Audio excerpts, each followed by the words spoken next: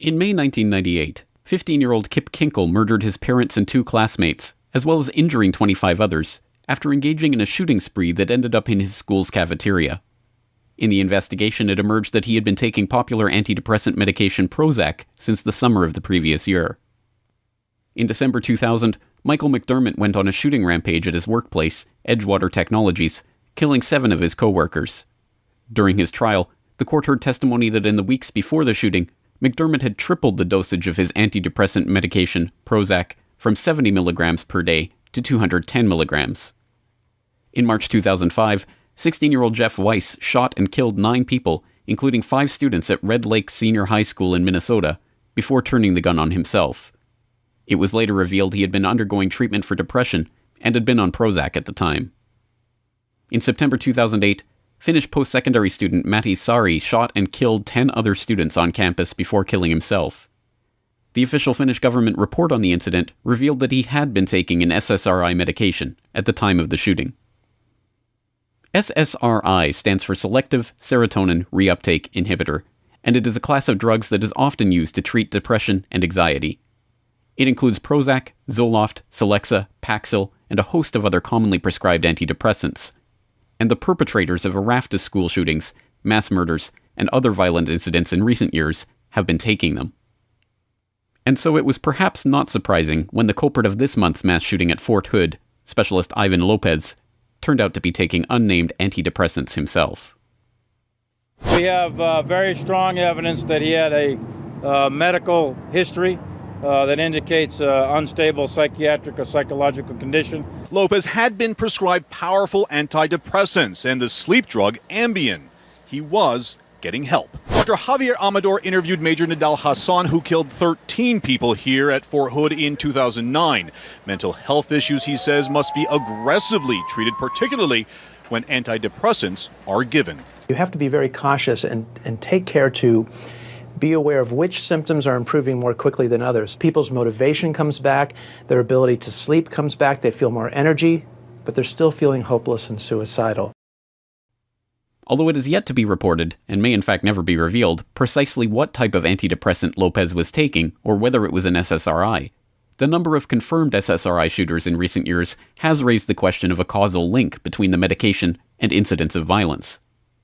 Although the drug manufacturers are quick to downplay this connection as anecdotal or coincidental.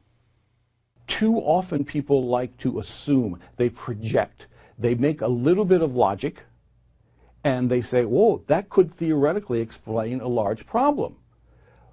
That's faulty logic. Boca Raton psychiatrist Abby Strauss says linking SSRI discontinuation to violence is oversimplistic, and he calls spreading the theory, quote, scary. Mounting scientific evidence points to a strong correlation between the use of psychiatric drugs in general, and SSRIs in particular, and violent behavior. In 2010, the Public Library of Science published a study titled Prescription Drugs Associated with Reports of Violence Towards Others, which examined how 484 drugs were associated with 1,937 documented cases of violent behavior. Of those 484 drugs, 31 of them were responsible for 79% of the violence, including 11 antidepressants. When incidents of school massacres in the US are charted against prescription of psychiatric medication, the correlation is undeniable. Further research is needed to establish if there is a causal linkage between these pharmaceuticals and the incidents of violence, but critics of the big pharmaceutical manufacturers complain such research is hampered by the low standards for reporting that these companies are held to. One such critic, David Healy, author of over 150 peer-reviewed papers in the field of psychiatry and the author of numerous books, including Pharmageddon, joined me on the Corbett Report last week to discuss this issue.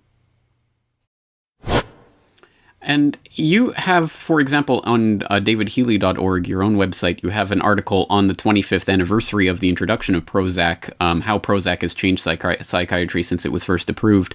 And in that, you list the startling fact that there are probably something between 1,000 to 1,500 extra suicides in the U.S. each year triggered by an antidepressant, an extra 2,000 to 2,500 in Europe, and there are probably between 1,000 and 1,500 extra episodes of violence in the U.S. each year, and an extra 2,000 to 2,500 extra episodes in Europe, which is a startling figure to be pinned down towards one class of drugs. How can we make that linkage, and why is that not more well known amongst the general public? Well, the linkage comes from my access to the clinical trial data that was used to bring drugs like Prozac, Zoloft, Paxil, and the other drugs in the SSRI group of drugs to the market. Most doctors generally haven't got to see all of the clinical trial data behind these drugs. One of the unique things that we've got at the moment is that if I was to make a claim about a drug, saying that I've got a drug that will be useful treatment for the flu or asthma or whatever, and didn't let people see the data behind my claim, like, for instance, if you were asking me on this program now, okay, that's fine that you make this claim, but show me the data. If I refuse to show you the data, it will be the end of my career. If I refuse to show my academic colleagues the data, it will be the end of my career. But the pharmaceutical industry get to hold the data back, and they only drip feed out to people the data that they want you to see. Now, I've been an expert witness in some legal cases that have involved this group of drugs in the case of people who've become homicidal or become suicidal. And because of that, I've had access to clinical trial data that a lot of other people haven't seen. And once you get to see that data and add it up, that's the data that underpins the estimate that there could be up to 1,000 or 2,000 people going on to become suicidal or are possibly homicidal in the United States, and the same number in Europe. The reason a lot of other people don't say the same kind of things is they still haven't had access to the data. They see me saying these things, but they feel, I guess, that it isn't enough to see a person like David Healy say these things for us to believe it.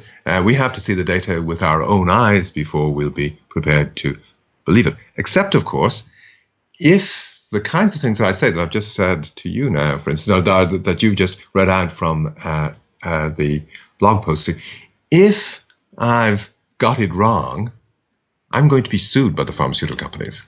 I mean, so I think people can take from the fact that I haven't been sued and I feel able to say these kind of things, that actually there is data there. They can't see it, but there is data there to support these claims. Further complicating the issue is the fact that the general public is often, as in the case of the Fort Hood shooter, left in a state of limbo regarding the medical history of the perpetrators of these mass shooting events. Often stories are reported with vague and unconfirmed details about antidepressants, or sometimes just medication.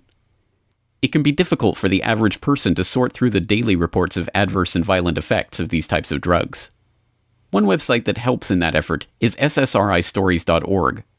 Begun in the 1990s, it is a repository of over 5,000 news articles in which prescription drugs are linked to adverse events, including incidents of violence. Last week, Julie Wood, one of the proprietors of the site, joined me to discuss the problem of sorting through the often incomplete information from these reports.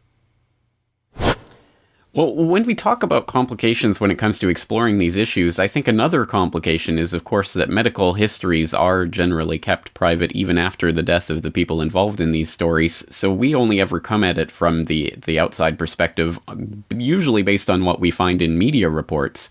I'm not sure if SSRI Stories does any independent or other types of vetting, or if there's other ways to get information about any of these, the people involved in these stories. But I've found, for example, in the past, I found lists of mass shooters who were on some type of antidepressant. And when I tried to verify some of the people and what was their medical history, what drugs were they taking, how do we know this? There are people on those lists that I've seen that I can't in any way verify were on any type of psychotic medication. So I don't know where some of these lists come from. I don't know how we access this information. Have you encountered that type of problem when it comes to documenting some of these cases? Definitely. And it's very interesting because what we're talking about is mostly the U.S. And one of the things I've learned is that every state has different legislation with respect to privacy in terms of crime scene photos and toxicology reports and autopsy reports. And it ranges from everything from it's public information to that it is totally sealed. And then in between, there's some states that allow some access to people with, quote, legitimate interests, like a researcher. We have I've made some links, and my husband's made some links with researchers in other countries where coroner's reports and toxicology reports are available. And I have read a lot of those, and I've talked to the people and seen the data from some of those. And that is really fascinating, because one of the things I learned there, and to divert a little bit, is you go to all the SSRI deaths. So you look at the deaths where SSRIs have been involved, and case after case after case, you see the coroner saying, well, he hanged himself, but we can't be sure that it was deliberate. You go, what? And you read so many of these things that you start to think, well, no wonder the suicide rate hasn't changed.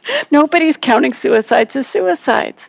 So that's one thing I picked up from that. But your original point about the jurisdictional issues on privacy making it very difficult to uncover some of the truth is very true. In the final equation, the question of the causal linkage between SSRIs and indeed other forms of psychiatric drugs and incidents of violence needs to be taken seriously.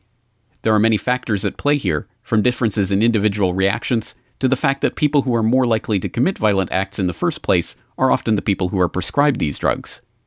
But the threat of violence has been taken seriously enough that the FDA in the US, the Ministry of Health in Japan, and other similar bodies in countries around the world have added a warning in their guidelines for antidepressants.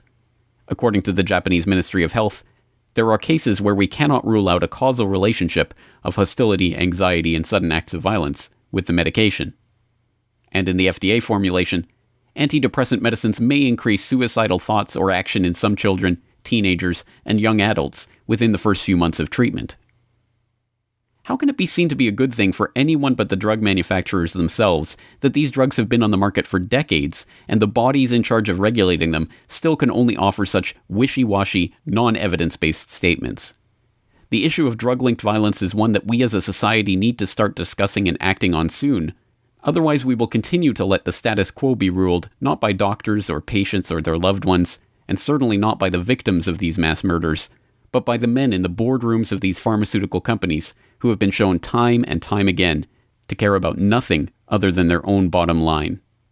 Hold on. So you're telling me that Bayer knew that this drug was infected with the AIDS virus, they yanked it from the market in America, and then they dumped it in markets overseas? They had to figure out a way, Joe, to make a profit on a product that they could not sell in America. So they made a huge profit. They dropped the product in Japan, Spain, and France. By the way, Joe, government officials in France that allowed that to happen actually had to go to prison for it. In America, not one corporate executive for this company has been indicted or even criminally investigated by our Justice Department. Why not? This video is brought to you by the subscribers of BoilingFrogsPost.com. For more information on this and other topics, please go to BoilingFrogsPost.com. For more information and commentary from James Corbett, please go to CorbettReport.com.